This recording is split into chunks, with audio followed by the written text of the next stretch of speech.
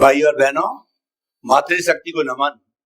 Studio में साक्षात अनुभवी ज्ञानी पुरुष जो कि अपने अनुभव से समाधान देने वाले स्वामी कमलेशानंद जी विराजमान। ये हमारा वो भाग्य और हमारी सत्संग उत्तरोत्तर प्रगति को हो रही है। काफी लंबे टाइम से हम सत्संग कर रहे हैं और आपको आनंद आ रहा है, मुझे भी आ रहा है, स्वामी जी को भी आनंद की अनुभूति, और सब हम आनंद में सरोबार हो रहे हैं। आप सभी की तरफ से स्वामी जी के प्रति बहुत बहुत कृतज्ञता, साधुवाद। स्वामी जी जय सच्चिदानंद। जय सच्चिदानंद। स्वामी जी घाती अघाती कर्म की व्याख्या करते हुए आपने एक बात बताई, उसमें से एक प्रश्न खड़ा हुआ, आयुष्य कर्म।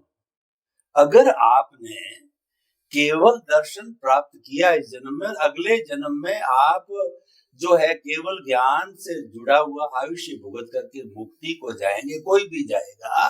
उसके पहले, केवल दर्शन के पहले आपने बताया कि सातवीं नारकी का आयुष्य बांध दिया, तो पहले सातवीं नारकी को भुगतना पड़ेगा, फिर मानव जीवन प्राप्त करके और केवल ज्ञान के माध्यम से जो आप जाएंगे।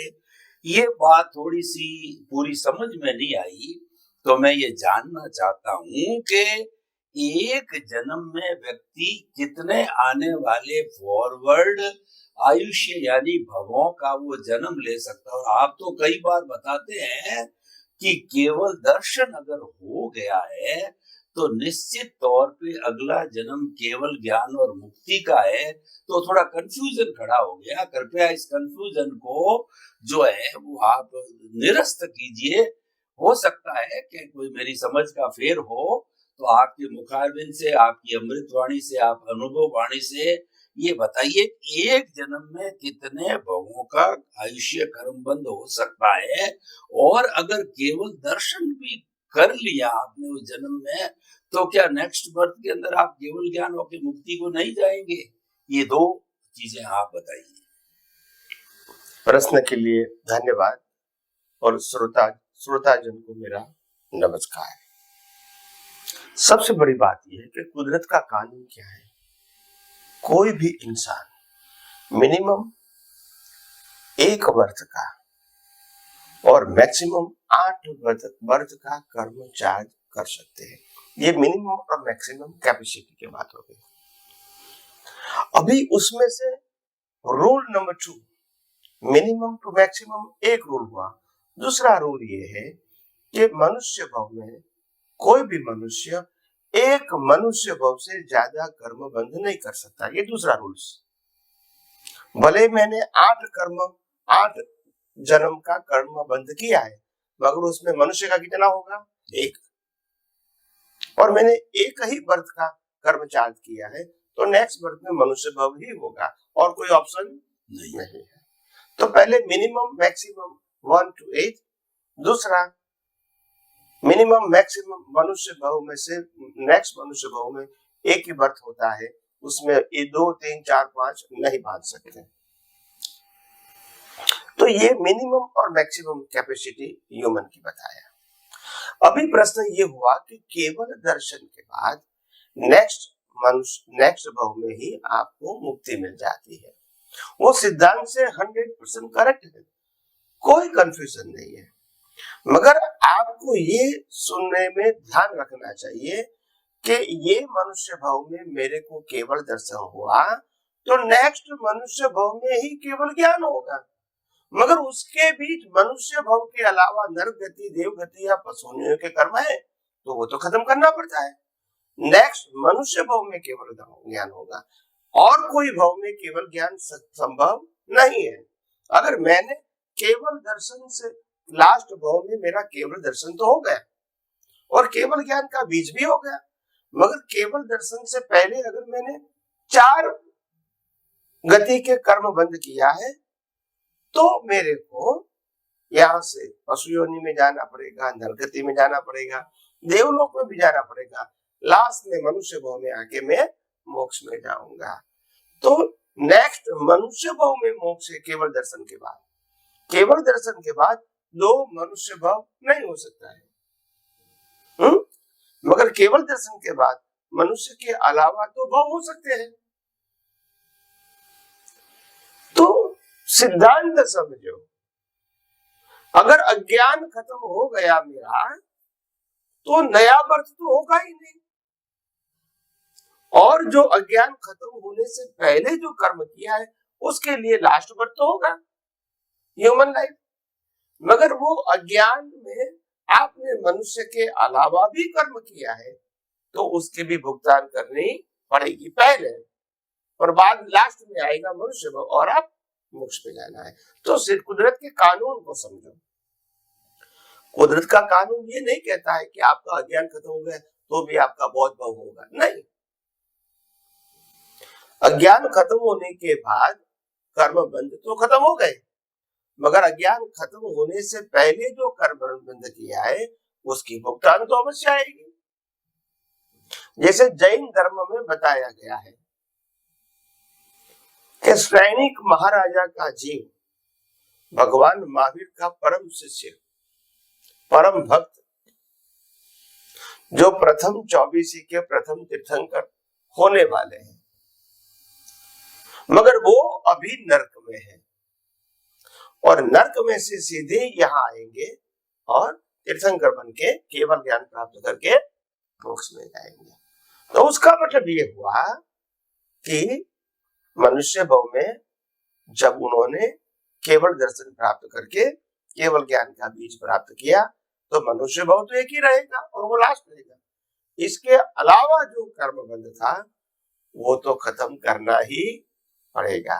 मगर वहां बाकी आप सबको तो मालूम है कि मनुष्य भाव के अलावा पशु योनि यानी तिर्यंच गति, नरक गति, देवलोक में पुरुषार्थ है ही नहीं, इसलिए वहां नया कर्म बंध बनेगा वो तो सब्जेक्ट ही नहीं है। और मनुष्य भाव जब लास्ट आएगा तो भी कर्म बंध नहीं होगा क्योंकि अज्ञान खत्म हो गया, इसीलिए लाइव प्रतिष्ठित आत्मा का अस्तित्व ही नहीं रहेगा। तो कर्म बंध का तो कोई प्रश्न है नहीं लास्ट बर्थ में। तो इसी प्रकार से जैसे जैसे हम आध्यात्म विज्ञान के माध्यम से ये कुदरत का कानून या सनातन सत्य को जितना समझेंगे इतना हमारी दृष्टि में क्लैरिटी आ जाएगी और कंफ्यूजन नहीं रहेगा। मैंने बार बार कहा है कि कुदरत का कानून ही सनातन सत्य है और कुदरत का कानून को समझना ही मुक्ति का मार्ग है। अगर वो नहीं समझे वहां तक अज्ञान जाएगा नहीं और कोई ऑप्शन नहीं है। कितने भी धर्मों का पालन करो, कितना भी पाप पुण्य करो, कितना भी तप जप करो, मगर वो अज्ञान मिटाने का रास्ता नहीं है, अच्छी गति को प्राप्त करने का रास्ता है। और वो भी अच्छी गति होगी अज्ञानता के बस। तो सनातन सत्य तो अज्ञान को मिटाने के लिए, पाप पुण्य अज्ञान से जो पाप पुण्य बनता है वो बनाने के लिए नहीं है।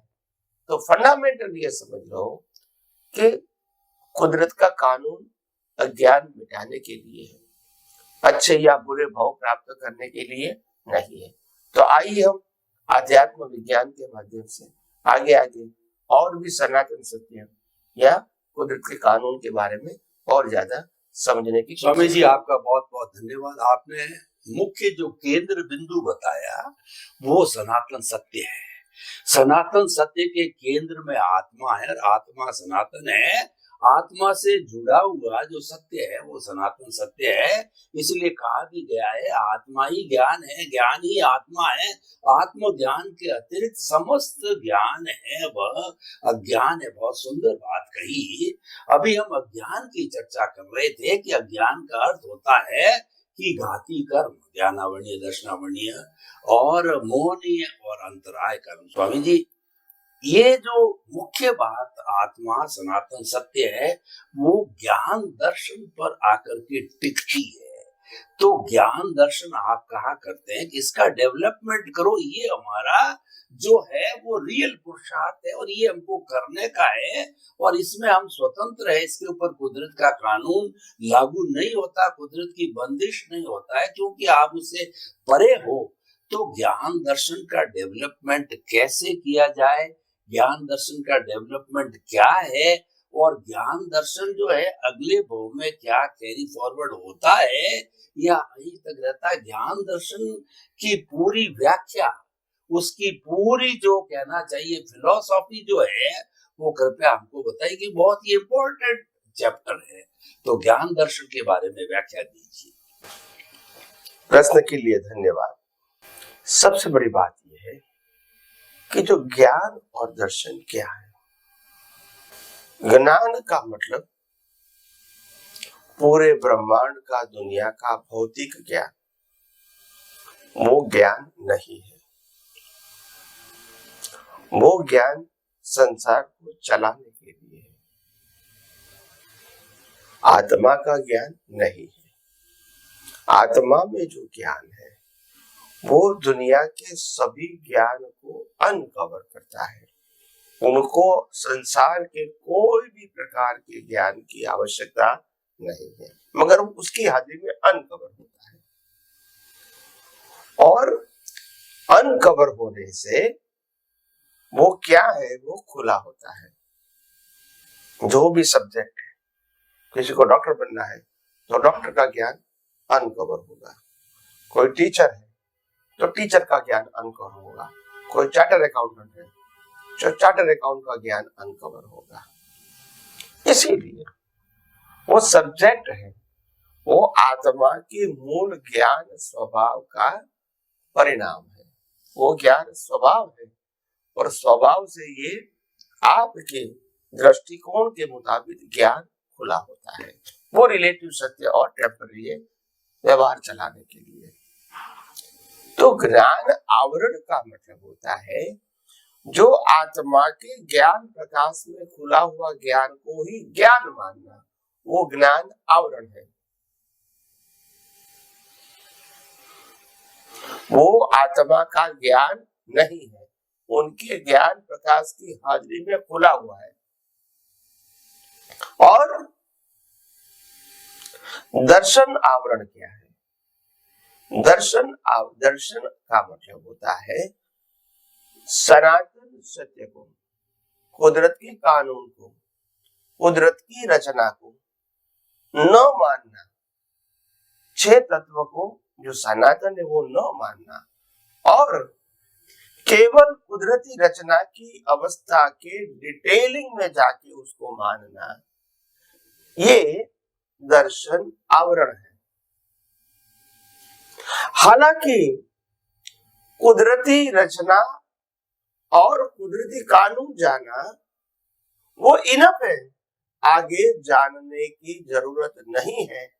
अगर जन्म मरण के चक्कर में घूमना नहीं है तो, अगर पाप पुण्य में पड़ना नहीं है तो ये ज्ञान की जरूरत नहीं है। मगर क्योंकि कहीं अवतारों से और कहीं सदियों से हमको पारंपरिक शास्त्र ज्ञान मिलता रहा, धर्मगुरुओं के माध्यम से, शास्त्रों के माध्यम से, और धार्मिक क्रिया का महत्व बताया गया और महत्व के साथ पुण्य जोड़ा गया ताकि आप वो क्रिया करो। और जो दूसरे को दुख देती है इसको पाप माना गया ताकि वो न करो, और अगर हो गया तो फिर प्रायश्चित का माप आपको बताया। कहने का मतलब पाप पुण्य प्रायश्चित जो है वो संसार चलाने का रास्ता है, चारों गति में घूमने का रास्ता है। मगर आपने मन वचन काया उनकी अवस्था और 5 इंद्रियों से, ज्ञानेंद्रियों से अनुभव में आती पूरी सृष्टि को अगर आपने कुदरती रचना देख लिया, वो ही तो सनातन सत्य है। उसमें और ज्यादा डिवीजन करने की आवश्यकता नहीं है। तो आध्यात्मिक जगत में ज्ञान और दर्शन अगर स्थिर हो जाए, यही मुक्ति का मार्ग है। और ज्ञान और दर्शन में विविधता आ जाए, वो संसार का मार्ग है। ज्ञान में भी विविधता और दर्शन में भी विविधता, वो संसार का मार्ग है। मुक्ति के मार्ग में विविधता नहीं होती, स्थिरता होती है। एक तरफ आत्मा है, वो भी सनातन सत्य, बाकी सब कुदरती रचना है, वो भी सनातन सत्य, उसमें कोई डिवीजन नहीं है। तो अवस्था का प्रकार होना अलग बात है, मगर सभी अवस्था कुदरती रचना, इसलिए उसको स्थिर दर्शन बोला। तो हमको कौन सी अवस्था को कुदरती रचना देखना है, कौन सी अवस्था को नहीं देखना है, ऐसा नहीं है। सभी अवस्था कुदरती रचना और सभी की अवस्था कुदरती रचना। तो इसीलिए ज्ञान और दर्शन जब आपका स्थिर हो गया तो समझ लेना आध्यात्म के मार्ग में प्रगति करना आपके लिए आसान हो गया। और जहां तक वैकल्पिक ज्ञान और दर्शन है, वहां तक तो आपको आगे बढ़ने के लिए बहुत संघर्ष करना पड़ेगा और सनातन सत्य को बार बार गहराइयों से, यथार्थ रूप से, सैद्धांतिक भाषा में समझना पड़ेगा। नहीं तो ये ज्ञान दर्शन आपका स्थिर रहेगा नहीं। तो इसीलिए आइए हम सब आध्यात्म विज्ञान के माध्यम से और कोई ज्यादा जानकारी प्राप्त करें और हमारा जीवन और आध्यात्मिक ऊंचाई पर ले जाए। यही मेरी आप सबको शुभकामना। स्वामी जी, आपको बहुत बहुत धन्यवाद। आपने ज्ञान दर्शन की परिभाषा दी, अपने अस्तित्व की जानकारी करना कि मैं शुद्ध आत्मा हूँ, ये ज्ञान हो गया। और दर्शन का मतलब कुदरती रचना, कुदरत के कानून को मानना, उसमें विश्वास करना, उसका पालन करना है, ये दर्शन हो गया। और वैसे आत्मा के गुण भी ज्ञान दर्शन है। जब हम अपने अस्तित्व में रहते हैं तो उसके गुणों का, आत्मा का आशीर्वाद हमको मिलता है, यानी सम्यक ज्ञान, सम्यक दर्शन जो है वो स्थिर होने लगता है। और जब स्थिरता आती है तभी डेवलपमेंट होता है। और अगर ज्ञान दर्शन अशुद्ध हो गया, यानी मिथ्या ज्ञान, मिथ्या दर्शन और मोहनीय कर्म अज्ञान हो गया, तो फिर स्थिरता नहीं होती, हम आगे नहीं बढ़ते। कोई भी हम व्यवहार जगत में भी देखते हैं, हमारा माइंड स्थिर है तभी हम कोई डेवलपमेंट कर सकते हैं। विश्व के अंदर शांति है तो विश्व का विकास होता है, देश में शांति है तो विकास होता है। और देश के अंदर अगर झगड़े टंटे तो विकास नहीं होता। स्थिरता में ही विकास है। बहुत सुंदर कहा, ज्ञान दर्शन के अंदर स्थिरता लाते रहोगे तो नेचुरली स्थिर ज्ञान दर्शन है तो अगला भव मनुष्य होगा। और वो होते होते कुछ भवों मुक्ति को जाने लग सकते हैं, जा सकते हैं। तो कहने का अर्थ है ज्ञान दर्शन को स्थिर करो, ये हमारा लक्ष्य होना चाहिए। स्वामी जी, आपका बहुत बहुत धन्यवाद। स्वामी जी, ये ज्ञान दर्शन से जुड़ी हुई बात ही मैं करना चाह रहा हूँ, क्योंकि ये सारा उससे जुड़ा हुआ है कि जो हमारा ये सारा ज्ञान दर्शन का डेवलपमेंट करना, चाहे अच्छा करो चाहे बुरा करो, तो जो प्रतिष्ठित आत्मा जो आपने बताया एक प्रमुख अंग है और बहुत बड़ा चैप्टर है। अगर इस समय हुआ तो ठीक, नहीं तो अगले में भी लेंगे, क्योंकि ये एक बहुत इम्पोर्टेंट बात है।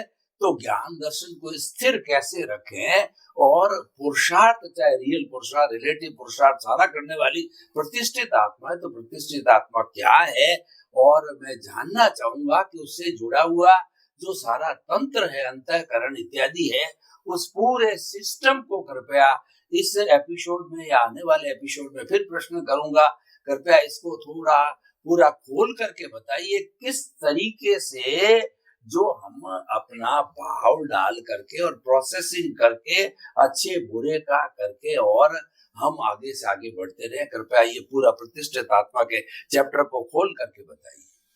प्रश्न के लिए धन्यवाद। देखो, सिंपल बात ये है, सरल बात ये है कि प्रतिष्ठित आत्मा का मतलब क्या है। वो कोई मूल आत्मा तो है नहीं, मगर मूल आत्मा की हाजिरी से अपने वर्तमान ज्ञान दर्शन के मुताबिक और वर्तमान मोह के मुताबिक वो जो कुछ भी कर्म चार्ज करने का पुरुषार्थ करते हैं, वो पुरुषार्थ करने के पूरे पैकेज को प्रतिष्ठित आत्मा कहते हैं। क्योंकि प्रतिष्ठित आत्मा में ही कर्मों की प्रतिष्ठा होती है और सभी प्रकार के बंच ऑफ कर्म जो होते हैं लाइफ के, इसको कॉजल बॉडी कहते हैं। और वो कॉजल बॉडी के आधार से इफेक्ट बॉडी मिलती है और नेक्स्ट लाइफ में हर संजोग मिलते हैं। तो इम्पोर्टेंट बात यह है कि प्रतिष्ठित आत्मा को समझना। अभी हमारे इंटरनल अंदर दो प्रकार की प्रतिष्ठित आत्मा है, एक डिस्चार्ज और दूसरा चार्ज। डिस्चार्ज प्रतिष्ठित आत्मा का मतलब होता है जो आज चार्ज किया है वो नेक्स्ट बर्थ में डिस्चार्ज के रूप में ऑटो मोड रहेगा। उनके पास कोई करेक्शन करने की संभावना नहीं रहेगी, मगर वो प्रोसेस करके जो भाव बनाया है वो प्रोसेसर यहाँ इफेक्ट की भुगतान के लिए तैयार रहता है। जैसे मैंने भाव किया था कि आइसक्रीम खाने में सुख है, ऐसा मैंने बीज डाला था, प्रतिष्ठा किया था। नेक्स्ट प्रीवियस बर्थ में, नेक्स्ट बर्थ में कुदरत मेरे को शरीर देंगे और आइसक्रीम खाने का शरीर को संजोग भी देंगे, और शरीर आइसक्रीम खाएगा और मेरी बिलीफ को आनंद होगा, क्योंकि बिलीफ थी कि आइसक्रीम खाने में सुख है, और प्रकृति खाएगी, आनंद इसको होगा। इस प्रकार से ये डिस्चार्ज खत्म होता है। तो मेरा कहने का मतलब ये है, आध्यात्मिक जगत में ऐसी बहुत सारी बातें हैं जो हम नेक्स्ट एपिसोड में और ज्यादा डिटेल में आपको बताएंगे, समय की मर्यादा के अधीन। और अभी हम इतनी ही बात करके हम समाप्त करते हैं प्रतिष्ठात्मा की बात। स्वामी जी आपका बहुत बहुत धन्यवाद। मूल आत्मा कहते हैं प्रतिष्ठा करने वाली आत्मा प्रतिष्ठित आत्मा होती है, वो चार्ज डिस्चार्ज होती है। बहुत सुंदर बताया। अगले एपिसोड में मैं इसी तरह का प्रश्न करूंगा। समस्त श्रोताओं की तरफ से स्वामी जी आपके प्रति बहुत ही कृतज्ञता। जय सच्चिदानंद। जय सच्चिदानंद। भाइयों और बहनों, मातृशक्ति को नमन। साक्षात अनुभव ज्ञानी ध्यानी तपस्वी कई जन्मों से धर्म आराधना करते करते अपने ज्ञान दर्शन को खोला करते हुए, ज्ञान दर्शन का डेवलपमेंट करते हुए, और हमारे अहोभाग्य से, हमारे शुभ कर्मों से और हमारे पुण्य कर्मों के कारण हमको उपलब्ध हुए हैं। तो आप सभी की तरफ से हम स्वामी श्री कमलेशानंद जी के प्रति बहुत कृतज्ञता। साधुवाद। स्वामी जी जय सच्चिदानंद। जय सच्चिदानंद।